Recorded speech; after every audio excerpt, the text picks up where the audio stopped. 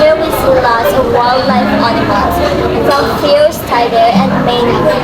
But what if I told you that one day, zoos and wildlife parks might feature something that no one thought was possible? That an animal that has been extinct for over 12,000 years, the dire wolves.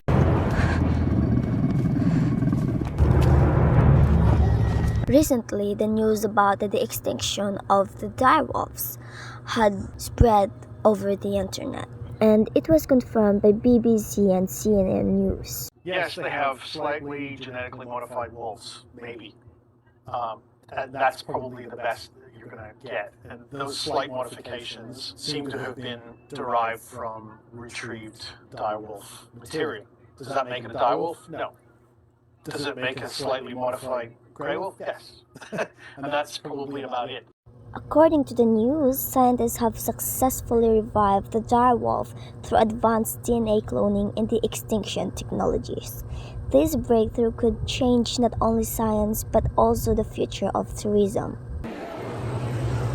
Seeing real animals up close excites us, lalo na pag may rare or endangered species involved.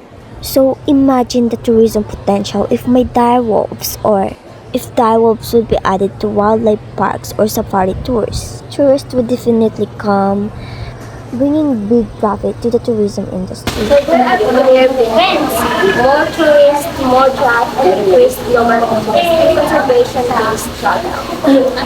But the danger are just as real. So introducing the distinct predator like the direwolves could harm existing wildlife animals, or change the ecosystem, and even cause new conflicts between humans and animals. So the question is, should tourism companies promote the extinct species as attractions? From a business point of view, the answer seems easy, but ethically, the risks are true. We must ask ourselves, are we reviving them to help nature or just to entertain people and make money? So as a future tourism professional, I believe marketing the extinct animals like direwolves must focus on education and conservation. Tour packages should teach visitors about science behind the extinction and the impact on biodiversity and the ethical questions involved. Not just use animals as a profit-driven tool. Nature is already full of wonders, but science must be adding more like the direwolves. If that happens, the real question isn't whether the people will be set.